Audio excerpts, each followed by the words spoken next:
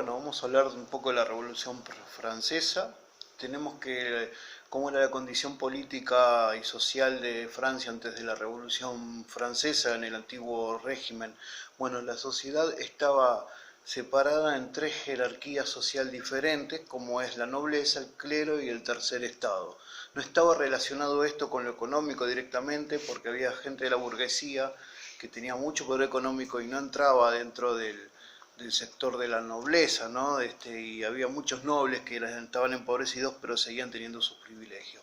¿Quiénes formaban cada estamento? La nobleza formaba un estamento. Un estamento significa un grupo cerrado, hermético. Estaba abierto ese sector a ciertas parte de la burguesía, pero muy poco, casi nada directamente, y a la nobleza eran sectores que estaban enriquecidos mediante compra de títulos y cargos hereditarios, o sea, cuando heredaban cargo o cuando podían comprar algún título, podían estar dentro de la nobleza, ¿no? Digamos que estaba muy relacionado con la vieja nobleza señorial que tenían, ¿no? Tenían diferentes privilegios que irritaba esto al resto de la sociedad, como el tema de no pagar impuestos, y además eran un grupo muy orgulloso y se creían superior a los demás. Después tenemos el clero está integrado por representantes de la Iglesia Católica, se dividía en alto y bajo clero. El alto clero estaba formado por los cardenales, por la jerarquía eclesiástica, ¿no? Obispos, cardenales, y poseían grandes extensiones de tierra. Y el bajo clero eran los sacerdotes de las parroquias. Y el tercer estado tenía poca unidad, ¿no? Tenía la burguesía que presentaba el 90%, después que tenemos comerciantes, profesionales, banqueros, artesanos, luego tenemos a los asalariados que trabajaban para los artesanos en servicios domésticos y a los mendigos, por ejemplo. No podemos hablar de obreros porque todavía no estaba dada la revolución industrial en Inglaterra y no había esa clase de personas, ¿no? Y después estaban los campesinos, que había desde los más ricos hasta los que eran más pobres y era variable su situación económica. A este grupo se los terminó llamando los sans-culottes, porque habían dejado de usar los calzones cortos como se usaban antes por los pantalones. En 1789, este es un dato de color, no importa tanto. Entonces, nobleza, clero y tercer estado. ¿Qué pasó? ¿Por qué se dio la Revolución Francesa? Bueno, lo que hubo fue, digamos, un problema económico muy grande en Francia por unas malas cosechas que hubo. Se sumó a esto el gasto excesivo que tenía la corona. Se habían puesto en numerosas guerras, en unas guerras internacionales, y que esto lo complicaba económicamente. Y esto se sumó a las frustraciones y la necesidad de los diferentes sectores sociales, ¿no? Y además por las ideas de las ilustraciones. Vamos a ver las aspiraciones políticas. La mayor parte de la nobleza quería reivindicar sus privilegios feudales, querían volver a esa época.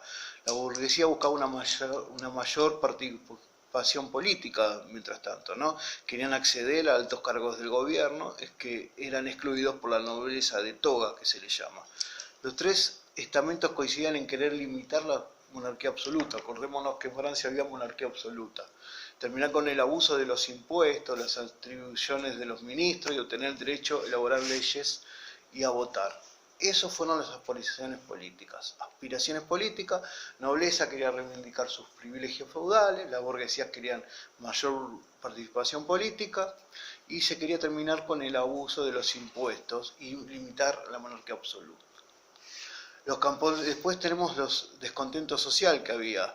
La burguesía pretendía obtener una igualdad civil, terminar con los privilegios de la nobleza y con la sociedad estamental, parecido al otro. Los campesinos querían suprimir las prestaciones a los señores que quedaban como vestigios de los tiempos feudales y acabar con los monopolios de la nobleza.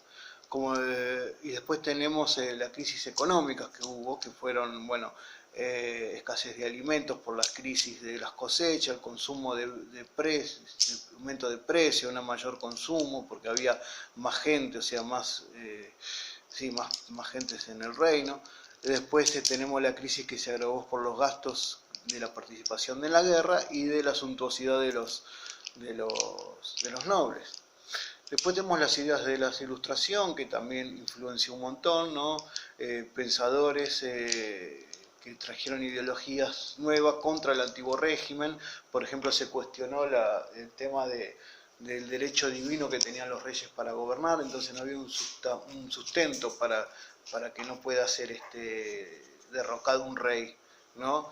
Y entonces se buscó la división de poderes, tanto legislativo, ejecutivo y judicial. La gente quería eso y surgió la idea de que el pueblo podía sacar si quisiera a los gobernantes cuando no cumplieran como debían hacerlo. Bueno, ¿cómo fue los primeros tiempos de la revolución? Te voy a tratar de simplificar un poco porque es un tema muy complicado. Lo que hubo es que hubo una crisis económica, hubo que aumentar impuestos, los 16 trató estos problemas intentando sumar impuestos, y lo que se hizo se llamó a algo que se llama los estados generales. Los estados generales era reunir a los tres grupos estos que habíamos hablado, los tres estamentos, el estamento del tercer estado, el clero y la nobleza, y estos se reunían por separado y decidían y elegían y si aceptaban o no aceptaban los impuestos y todo lo que se dijera, ¿no? Lo que pasó es que al reunirse los estados generales, el tercer estado no quiere que se haga por separado, porque cada estado votaba y ellos eran la mayoría y no iba a estar aceptado su voto. Entonces lo que piden es que se haga una reunión todos juntos, vamos a decirlo así. Entonces lo que es la nobleza y el clero no aceptan y se forman una asamblea nacional soberana, ¿no? Se cerraron la sala de secesión porque no querían, el rey la cerró porque no quería hacer esta asamblea nacional, y ahí fue cuando el pueblo, decimos, tomó el poder en sí, porque hubo un juramento, la asamblea se declaró soberana y desconoció la autoridad del rey, ¿no? Y la quiso disolver, esta asamblea del tercer sector. El rey rechazó esto, ordenó reunión de los estamentos por separado, finalmente tuvo que ceder porque los integrantes de la asamblea manifestaron que solo obedecerían por las Fuerzas Armadas, o sea, con palo. Los estados generales habían desaparecido ya directamente, la asamblea integrada al comienzo por solo el cuerpo recibió el nombre de constituyente. Era una comisión de diputados que empezó a elaborar la constitución de la nación. Y pasó lo que se llama la toma de la Bastilla. La Bastilla era un lugar donde estaban las armas, era como una cárcel. Entonces vemos que Luis XVI se había visto obligado a aceptar la situación, preparó junto con la reina María Antonieta y sus seguidores un golpe de estado a esta asamblea, pero Pazzi trajo mercenarios extranjeros como parte de un ejército y se instalaron en las cercanías del Palacio de Versalles, del Palacio del Rey. Y la asamblea exigió al monarca el retiro del ejército. Luis XVI se mantuvo firme. La respuesta fue que en 14 de julio de 1789 se produce el primer levantamiento popular de la revolución, que es la toma de la Bastilla. El pueblo fue y agarró las armas y salió con las armas a la calle. Hubo una revolución campesina, la agitación, y en el campo francés también. Los campesinos, sumergidos en la grave situación económica, empezaron a ir a asaltar los castillos, las mansiones, los palacios, los fueron tomando y destruyeron todos los títulos de propiedad. La Asamblea Constituyente resolvió actuar para suavizar esta grave situación y bueno, se obligó a los campesinos a bajar su actitud. Y después tuvo otro tema que es la Asamblea Constituyente y un intento de monarquía constitucional. Se intentó hacer una monarquía constitucional que lo grabó en otro video.